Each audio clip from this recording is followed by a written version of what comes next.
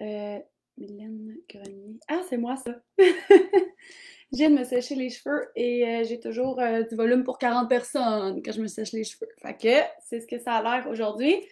Hello Facebook, j'espère que ça va bien. Donc aujourd'hui, j'ai fait quelque chose de spécial. Je suis en live sur Instagram en même temps. Fait que vous pouvez me dire de où vous me joignez. Si c'est sur Instagram, si c'est sur Facebook. Fait que pour mes amis sur Instagram, ce que je fais aujourd'hui, en fait, c'est mon coaching que je fais dans ma communauté gratuite à toutes les semaines. Ben, j'ai décidé de venir le faire en live sur Instagram et la semaine prochaine ou le prochain va probablement être en live sur TikTok. De temps en temps, je vais faire ça comme ça.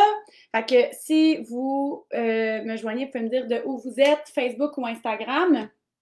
Non, je ne vais pas boire mon chèque devant vous. Ce midi, on est vendredi. Non, on n'est pas vendredi. On est mercredi. Donc, on est mercredi midi et j'ai fait un sondage dans mes stories sur Instagram hier et dans le groupe ici sur Facebook hier aussi, à savoir de quoi vous avez envie que je parle, qu'est-ce qu'on apprend, qu'on regarde d'une autre perspective aujourd'hui. Et la majorité a voté pour les 3 choses que tu dois master pour créer de l'abondance dans ta vie. Donc, si tu n'as pas déjà vu, j'ai fait des réels sur Facebook et sur Instagram cette semaine, en fait, en fin de semaine, à propos de ça. Fait que peut-être que tu sais déjà les 3 fait que les 3 choses les plus, pas les plus, les 3 choses, right? Je vais checker ici si je peux. Je peux-tu taguer tout le monde? Non, je peux pas taguer tout le monde. Bon.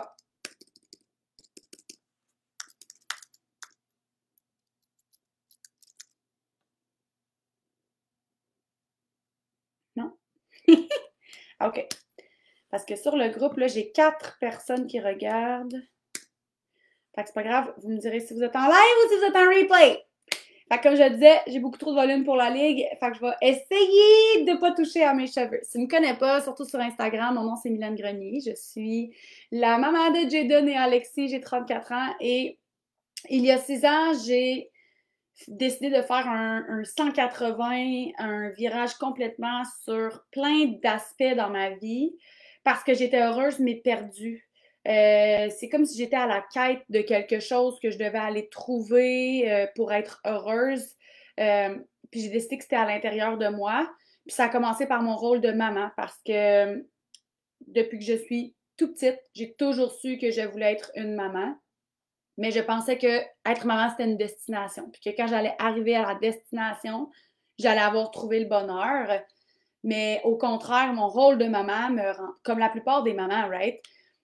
On peut pas s'empêcher quand on est déjà maman de voir les mamans qui sont enceintes faire des vidéos, parler dans leur story ou dans la vie de tous les jours, dire oh mon Dieu, moi quand je vais être maman, je vais faire ci, je vais dire ça, je vais être comme ça. Puis corrigez-moi si je me trompe, mais en tant que maman qui a vécu le avant, qu'est-ce qu'on s'imagine que c'est être maman, le bonheur d'être enceinte puis de se dire je suis déjà une maman, j'ai mon bébé dans mon ventre, je m'en occupe à tous les jours, je grandis, je construis un humain.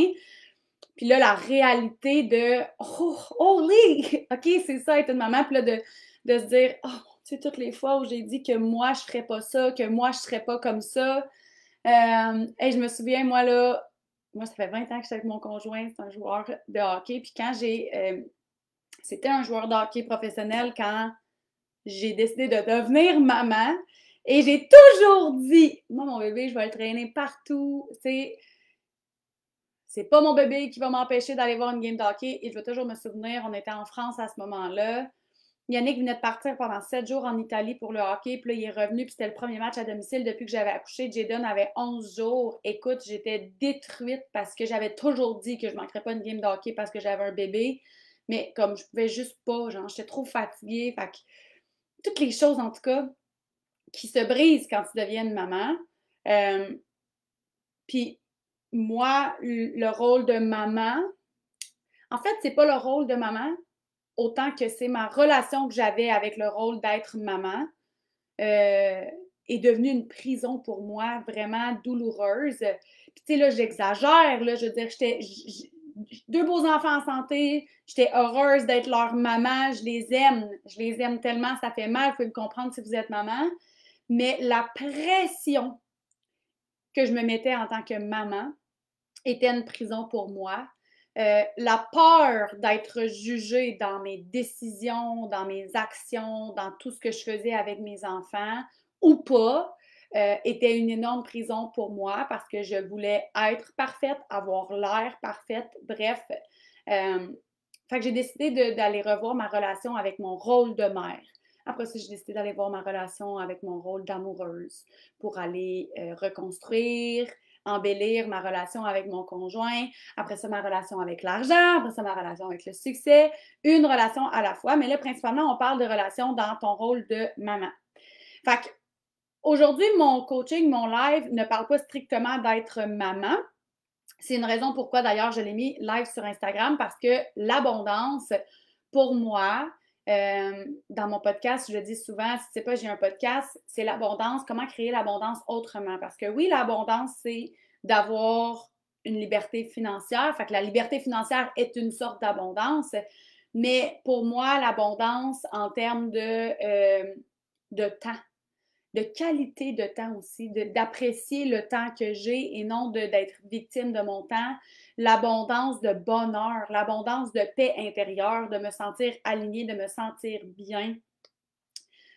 Spoiler alert, tantôt je vais publier un réel que j'ai fait hier ou avant-hier qui dit t'es pas brûlé parce que t'en fais trop. Hein? On entend parler de la charge mentale des mamans, on entend parler de à quel point les mamans sont surchargées émotionnellement, physiquement, parce qu'on fait tout pour tout le monde, puis on porte le monde sur nos épaules. Mais t'es pas brûlé, t'es pas en burn-out, t'es pas au bout du rouleau parce que t'en fais trop. T'es au bout du rouleau parce que tu fais pas assez de ce qui est vraiment aligné avec toi, de ce qui est vraiment aligné, right? Avec qui toi, tu as vraiment envie d'être et que tu fais trop ce que tu crois devoir faire, ce que les autres veulent que tu fasses et c'est inconscient. Fait que ça aussi, c'est l'abondance. Avoir de l'énergie, puis pas se sentir constamment au bout du rouleau, mais quand même, tu sais, c'est un commentaire depuis, je te dirais, depuis genre 3-4 ans que je reçois souvent. Comment tu fais pour en faire autant? Moi, je pourrais pas. Hey, moi, là, j'ai pas l'énergie que tu as. Mais en fait, c'est un shift, je me répète, mais c'est un shift de, en ce moment, tu te sens au bout du rouleau ou tu penses que tu serais pas capable pas parce que tu fais trop de choses, parce que tu fais pas assez des choses qui te font vraiment vibrer puis qui sont vraiment alignées à toi et à qui tu es et à qui tu veux être en tant que femme, en tant que maman. Fac, aujourd'hui, je te parle des 3 choses que j'applique dans ma vie depuis les 5 dernières années. Je dis que j'applique dans ma vie depuis les 5 dernières années, mais en fait, je les ai master depuis les 5 dernières années. Fait que, est-ce que c'est exactement la routine que j'utilisais, que j'appliquais il y a 5 ans? Non. Mais c'est la routine que j'ai commencée il y a 5 ans et qui a évolué dans le temps. Donc là, toi, tu as comme le Sunday complètement formé, genre. T'as je sais pas quoi dire, le big affaire. OK. Fait je vais me prendre des notes juste pour être sûre. Si tu as vu mon réel, le premier truc, la première habitude que tu dois master pour créer de l'abondance dans ta vie, c'est la gratitude, c'est la reconnaissance.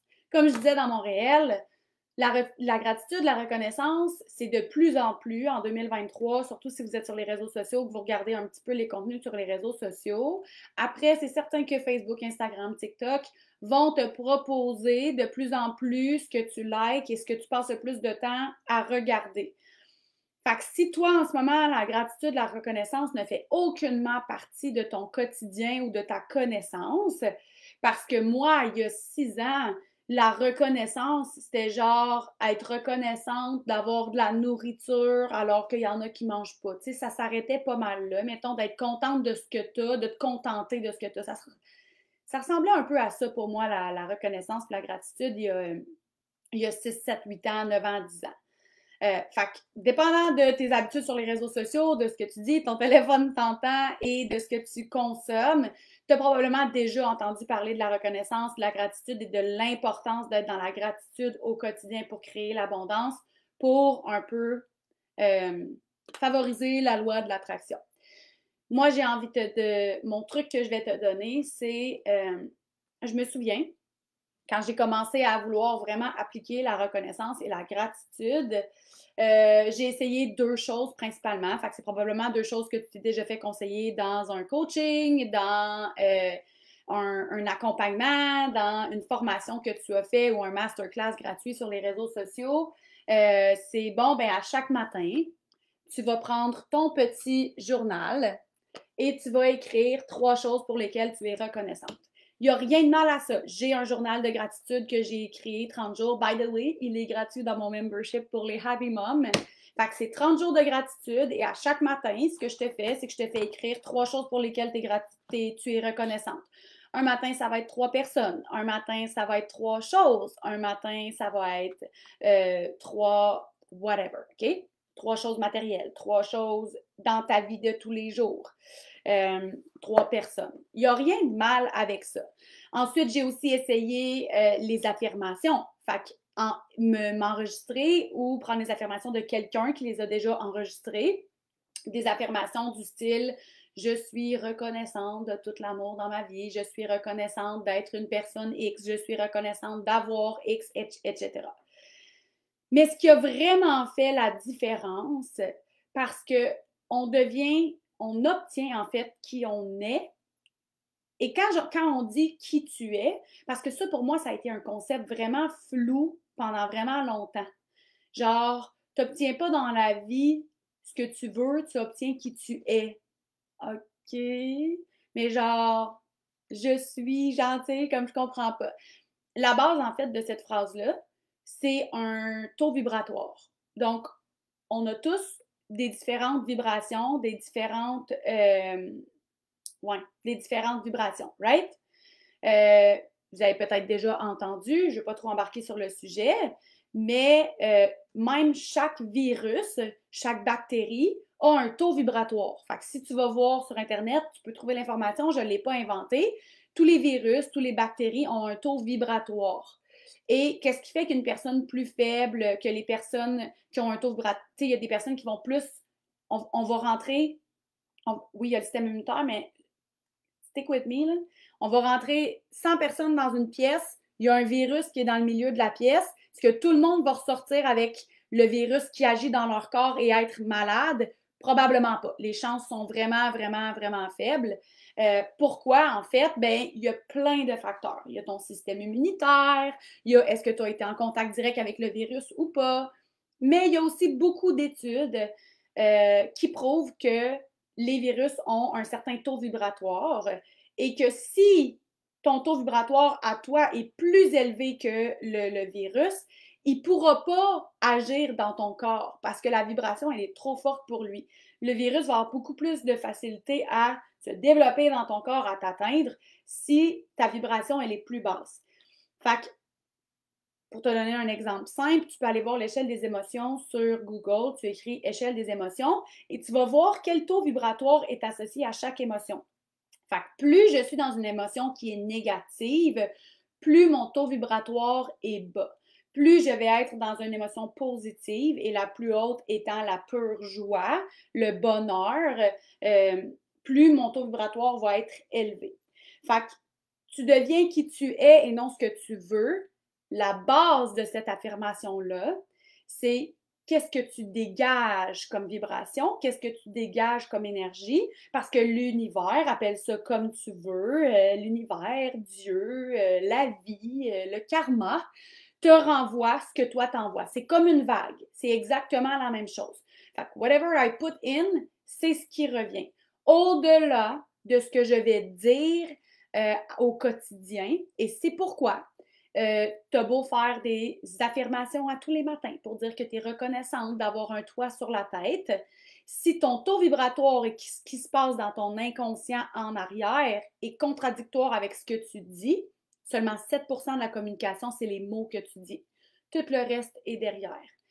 Donc, voilà. Excusez, j'ai comme eu une bulle au cerveau. Donc, c'est quoi le shift que j'ai fait en fait? C'est que je me suis pratiquée à ressentir la gratitude et non juste à la dire ou à la penser ou à l'écouter.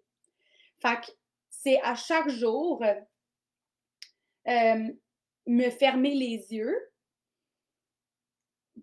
penser, voir, dire les choses pour lesquelles je suis reconnaissante.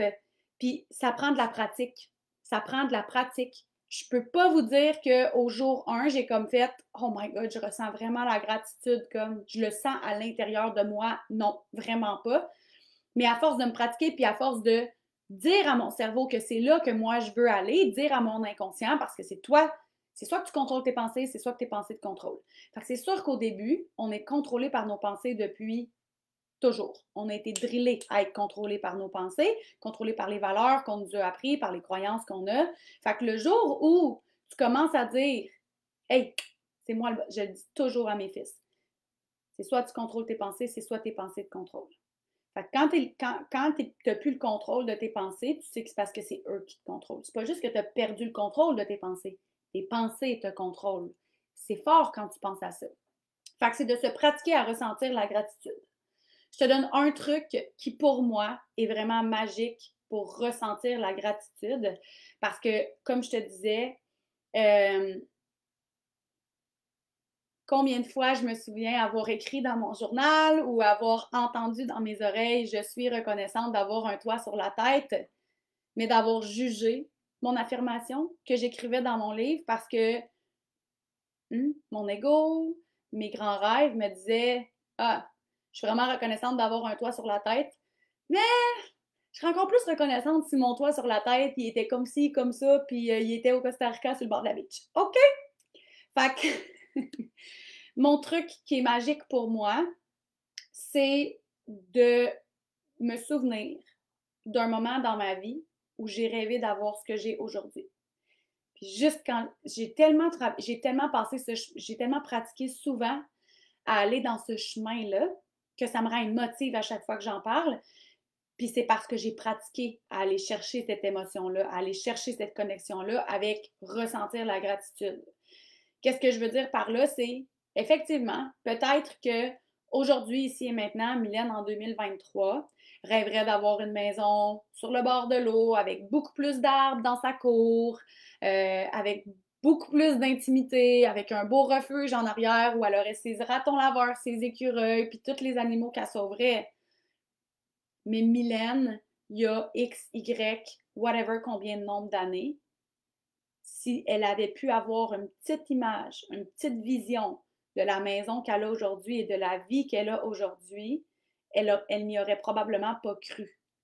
Parce qu'elle avait 18 ans, elle habitait en appartement sur un boulevard à Greenfield Park, parce que c'est une petite fille de l'Abitibi qui rêvait d'habiter en banlieue pour que ses enfants puissent aller à l'école en vélo puis jouer avec les amis dans la rue le soir, les soirs de semaine, mais que ça y paraissait pas possible. Fait que je me ramène à un moment où la vie que j'ai aujourd'hui, j'y ai rêvé un jour. Pour être reconnaissante d'avoir réalisé ce rêve-là, d'avoir créé cette réalité-là qu'un jour j'ai rêvé. Même chose pour, c'est facile d'écrire dans son journal, je suis reconnaissante d'avoir des enfants en santé, mais juste avant, il y en a un qui te pète une crise à cause qu'il n'a pas eu ce qu'il voulait ou c'était pas comme il voulait ou tu lui as donné l'assiette bleue au lieu de donner l'assiette jaune. Tes mots disent que tu es reconnaissante d'avoir un enfant, d'avoir des enfants en santé, des beaux enfants en santé. Ton énergie ici et maintenant, elle dit ah, c'est que je suis irritée! Comme je suis à bout, je suis fatiguée. J'ai encore de genre comme je vais encore aller me battre parce que la banane est coupée en carré puis que j'y ai pas coupé en triangle, tu sais. Fait que de me ramener encore là, du plus loin que je me souvienne, je voulais être maman. Puis ça me paraissait si loin. Puis je savais pas si j'allais être maman. Ou de me ramener à ma première fausse couche. Quand j'ai vu que je commençais à saigner, puis que mon bébé, ben, il était plus là. Ben, je me remets dans cette énergie-là, puis là, je lui offre la vision que j'ai aujourd'hui de mes deux beaux. Ça me rend émotive. Le jour où tu es capable de penser au moment où tu as rêvé à avoir la réalité que tu as aujourd'hui et que tu es capable d'aller ressentir l'émotion, ta vibration, il n'y a rien il n'y a rien de pareil.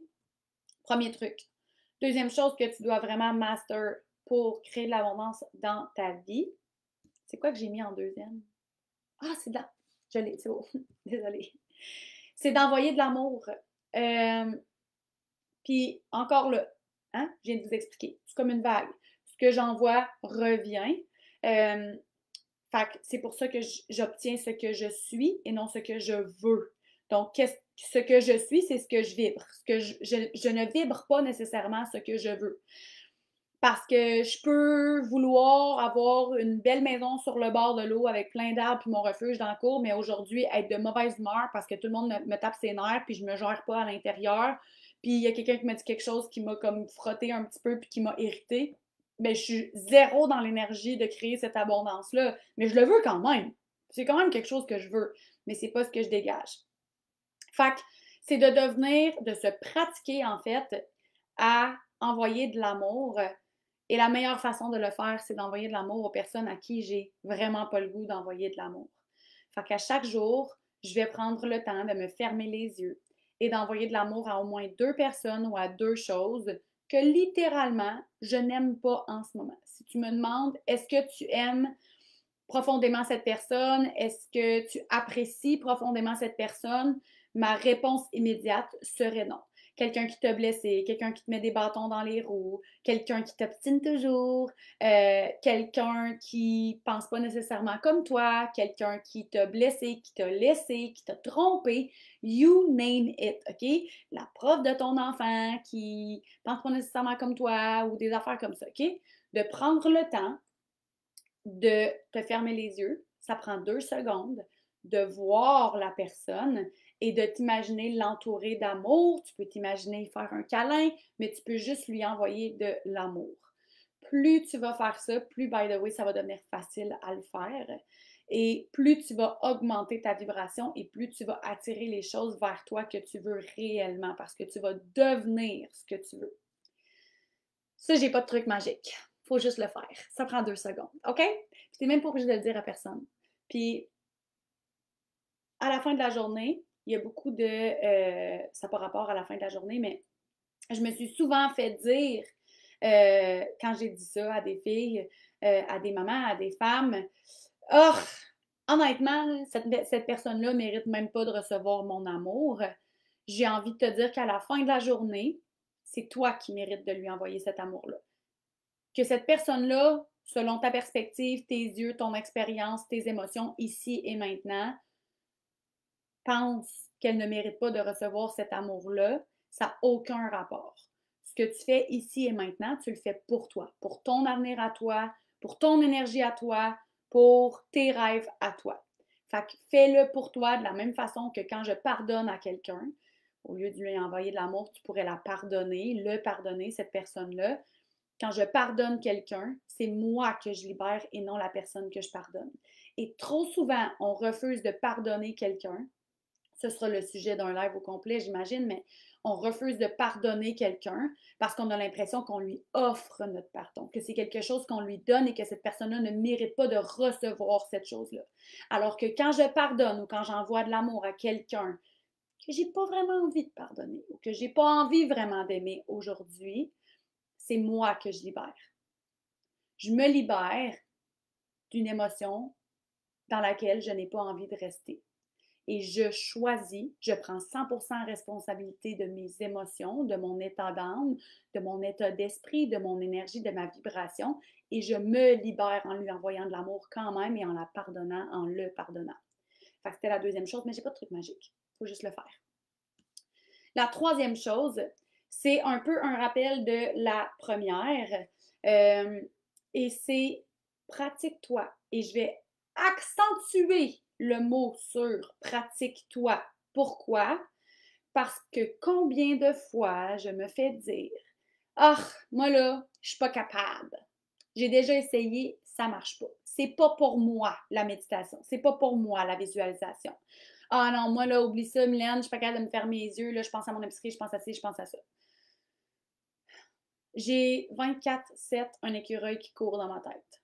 Comme littéralement, je te parle, puis s'il y a un écureuil qui passe sur le fil dehors, mon attention part. Puis là, en même temps, je suis en train de penser à mon épicerie assiette. Ça n'arrête jamais dans ma tête. Je ne suis pas tombée dans la soucoupe de méditation. Est-ce que je suis capable, ici, maintenant, est-ce que j'ai appris, pas appris, assez pratiqué pour te dire que je peux m'asseoir dans le silence, méditer et me rendre dans un état méditatif où je ne pense plus à rien, je ne fais qu'un avec mon moi intérieur et je suis complètement connectée? Non, absolument pas. Est-ce que je peux te dire par contre que c'est devenu de plus en plus facile et je sais que ce le sera encore plus? Absolument. Mais c'est une question de se pratiquer. Personne n'est bon ou pas bon à méditer, personne n'est bon ou pas bon à visualiser. Il s'agit premièrement de trouver, ce sera aussi un autre live, quel type tu es parce que moi j'ai compris quand j'ai fait ma formation en PNL que j'étais vraiment auditive. Et le jour où j'ai arrêté de m'entêter à vouloir lire, à vouloir écrire, parce que tout le monde me disait que le journaling puis de lire des livres, c'était donc hot, et que je me suis mis à enregistrer mes affirmations, mes visualisations, et à écouter des affirmations, à écouter des livres, mes résultats ont fait boum, vraiment plus rapidement. Peut-être que tu es vraiment kinesthésique aussi, puis que tu as besoin de danser, de whatever, OK? Faut vraiment que tu te apprennes à se connaître, ça passe par là aussi. Mais tout ça pour dire qu'il n'y a pas quelqu'un de bon ou de mauvais pour méditer, pour visualiser. Et le troisième chose que tu dois devenir une professionnelle, donc quand je te dis que tu dois devenir une professionnelle, que tu dois master, en fin de compte, ce que ça veut dire, c'est qu'est-ce que tu dois pratiquer chaque jour, tous les jours de ta vie, même si c'est 30 secondes, c'est assez, c'est quand même vraiment, j'ai pas mon, je voulais calculer 30 secondes par jour sur un an, ça doit être une coupe d'heures ça doit être une coupe d'heures par année, mettons, là, de formation, de pratique. Ce que tu dois pratiquer et devenir une professionnelle, c'est de visualiser vraiment tes rêves et, part one, de ressentir la gratitude de ces rêves-là quand tu vas y penser, quand tu vas les visualiser, comme s'ils étaient déjà arrivés. Fait que c'est de se pratiquer à chaque jour à voir, lire, entendre ce qui fonctionne le mieux pour toi, ressentir, bouger ce que tu veux vraiment. Que ce soit imaginer, visualiser la maman que tu veux vraiment être pendant longtemps. Ma seule visualisation que je faisais à tous les jours, je ne sais pas si ça se dit, je suis désolée, était pas en lien avec une grosse maison, un char, un voyage, un refuge, un événement, être sur un stage, you name it. C'était simplement une visualisation de moi qui joue avec mes enfants et qui est 100% présente. 100% présente de moi qui est avec mes enfants et qui rit aux éclats et je me visualisais, je me ressentais heureuse, en paix, alignée, zen, patiente dans le moment présent et ça a été ma visualisation pendant vraiment longtemps. Fait que le truc que je vais te donner pour faire ça, c'est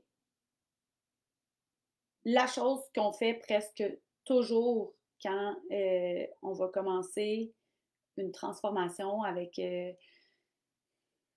mes amis, les filles que je coach, mes clientes, mon équipe, c'est que souvent, les gens arrivent, et je dis les gens en m'incluant, en disant, tu sais, moi, je vais toujours me souvenir quand je suis allée voir, quand j'ai engagé pour la première fois une coach, one-on-one, j'arrive, puis elle est comme, bon, qu'est-ce que tu veux travailler, tu sais, comme, pourquoi tu es venue me voir? Puis j'étais comme, ben, je vais être une meilleure mère, je vais être plus, je vais être une meilleure maman. Il y a quelques mois, j'avais une cliente qui est venue faire sa séance de coaching directement chez moi parce qu'elle habite pas loin. Puis je lui dis, qu'est-ce que tu veux vraiment, toi? Puis elle m'a dit, ben, je voudrais être une meilleure mère. OK, parfait. C'est quoi une meilleure mère? Je sais pas. C'est quoi une meilleure mère? OK, parfait. Bon, ben, on va écrire c'est quoi la maman idéale selon toi. Puis cet exercice-là, première chose, qu'est-ce qu'elle va faire? C'est qu'elle va te faire réaliser qu'il y a bien des choses que tu idéalises, mais qu'en fin de compte, c'est pas vraiment ce que tu veux ou tu les fais déjà, ou tu as comme mis sur un piédestal d'être quelqu'un ou de faire quelque chose que quand tu prends vraiment le temps de t'arrêter puis de le regarder, tu es comme, ouais, dans le fond, c'est pas tellement grave, hein? Fait que, étape 1 de la troisième partie, de la troisième chose, c'est que tu dois savoir ce que tu veux vraiment. Tu dois savoir qui tu veux être. Tu dois savoir ce que tu veux vraiment et tu dois idéalement le faire sans les lunettes qu'on t'a demandé de porter depuis que tu es tout petite. Ça veut dire quoi? Ça veut dire sans les croyances de maman, sans les croyances de papa, sans l'opinion du voisin, sans l'énergie de papa qui est dans la cuisine puis qui pense complètement différent de toi, qui toi tu veux être. Le 20 septembre, je fais un masterclass à 20 heures. Tu peux soit acheter juste le masterclass ou tu peux soit tout simplement joindre le Happy Mom Membership. C'est inclus dans le Happy Mom Membership où est-ce qu'on va passer 90 minutes ensemble, 60 à 90 minutes, là, je ne sais pas combien de temps ça va durer exactement, où est-ce qu'on va vraiment aller faire ça. Je vais t'apprendre à aller vraiment chercher à l'intérieur de toi qui tu veux être et non qui tu crois vouloir être ou qui tu crois vouloir devenir ou qui tu crois devoir être ou qui tu crois devoir devenir. On va vraiment aller au cœur de ça. Je vais t'aider à identifier ça et je vais t'aider à vraiment aller et identifier qui je suis, mes valeurs, moi, en tant que maman, pour qu'après ça, tes décisions soient alignées. Fait que point 1 de la partie 3, c'est détermine qui tu veux vraiment être. Qu'est-ce que tu veux vraiment? Ta visuelle, c'est quoi la priorité dans ta vie en ce moment? Est-ce que c'est être une maman heureuse, zen et dans le moment présent? Ou tu as un objectif de business en ce moment, tu as un grand rêve, tu as un objectif plus professionnel que tu veux accomplir? Trouve qu'est-ce que tu veux vraiment travailler. Établis c'est quoi ton point B. L'univers, c'est un GPS. Si tu ne donnes pas un point A, un point B, il ne va jamais pouvoir t'amener à destination. C'est quoi ta destination ici et maintenant? Et après ça, comme je disais dans mon live, non, dans mon réel Instagram et Facebook, tu vas t'écrire une histoire. Fait que moi, j'ai vraiment établi une date. Une date. Où, quand, quoi, comment. Mes gars sont en quelle année? Qu'est-ce qu'ils font? Alexis est en 5e année. Dans quoi? Tout, mettons, mon membership, il y a combien de membres? Mon programme, mon équipe de travail, mes retraites, qu'est-ce que ma vie? Puis là, après ça, je suis allée écrire, mettons, mes accomplissements plus personnels, professionnels, financiers. Je suis tout allée écrire en détail. Puis après ça, ben, je me suis fait une histoire. C'est un matin de septembre que je me réveille. Qu'est-ce qui se passe dans ma vie? Comment je me sens? Où suis-je? Où j'habite? Jaden va à quelle école? Alexis va à quelle école? Moi, j'ai des petits joueurs de hockey. Dans quelle équipe de hockey ils jouent? Yannick, sa journée ressemble à quoi? Comment je me sens? C'est quoi les actions que je pose? Qu'est-ce que la Mylène que je veux devenir, elle fait dans 2 ans, dans 3 ans, quand elle se lève le matin? Comment elle se sent? Et j'ai écrit cette histoire-là et à chaque matin, je vais la lire, je vais me fermer les yeux et je vais l'imaginer. Fait que c'est ma façon à moi. Et en fait, je dis que je vais la lire, je l'écoute. Je l'ai enregistrée parce que moi, je suis très auditive et vraiment pas beaucoup visuelle. Et de l'entendre, ça me permet beaucoup plus d'aller visualiser. Parce que vu que j'entends quelque chose dans mes oreilles, je te dirais que 80% de mes pensées sont shut down parce que je ne peux pas entendre ce que je pense, j'entends ma voix dans mes écouteurs. OK? Fait que c'est de me pratiquer over and over and over et de réécrire mon histoire vraiment souvent, right? Parce que, tu sais, mon histoire, si je ne la réécris pas au minimum 2 fois par année, elle est plus alignée avec qui je suis parce que j'évolue dans le temps, puis mes rêves changent, puis ma réalité change aussi. Fait que je me souviens, il y a 5 ans, mon histoire, ma visualisation. Allô? Ciao! Mon histoire, ma visualisation, c'était simplement un matin doux où est-ce que je me réveille puis je me sens alignée, zen, patiente. Le matin avec mes enfants, il est beau, il est doux. Je prends le temps, je suis dans le moment présent. je touche pas à mon téléphone, je les laisse s'habiller comme ils veulent pour aller à l'école, on rit, on s'amuse, je me sens pas coupable d'aller les porter à leur centre de whatever, je me sens pas coupable de rien. Tu sais, moi, c'était ça mon histoire à moi. Fait que crée ton histoire, puis pratique-toi, pratique-toi, pratique-toi à la relire, à l'écouter, à la visualiser, à la ressentir pour que ça devienne tellement réel parce que ton cerveau ne fait pas la différence entre quelque chose que tu as imaginé et quelque chose qui s'est vraiment passé pour qu'éventuellement, euh, tu ressentes réellement de la gratitude pour ce que tu es en train d'imaginer. Que tu ressentes de la gratitude que quand tu te fermes les yeux, puis après ça, tu vas pouvoir faire tes affirmations en lien avec ça. Je suis reconnaissante d'être d'avoir enfin réussi à être dans le moment présent avec mes enfants le matin quand je me lève. Je suis dans la gratitude de ne plus ressentir le jugement des autres sur mes épaules et de faire ce que je veux, comme je veux, quand je le veux. Des choses comme ça. Fait que j'espère que ça va vous avoir aidé. Dites-moi dans les commentaires si ça vous a éclairé un petit peu sur comment je fais pour manifester l'abondance dans ma vie concrètement avec des actions à tous les jours. Est-ce qu'il y a des actions que c'est quelque chose que vous appliquez déjà? Dites-le moi. Et je vous souhaite un super beau nombril de semaine, une belle reste de semaine. Et je vous rappelle, dans mes stories, aujourd'hui, je vais publier le lien pour pouvoir joindre le masterclass du 20 septembre. Et je vais aussi republier le lien pour le membership de Maman si c'est quelque chose qui t'intéresse. Bonne journée!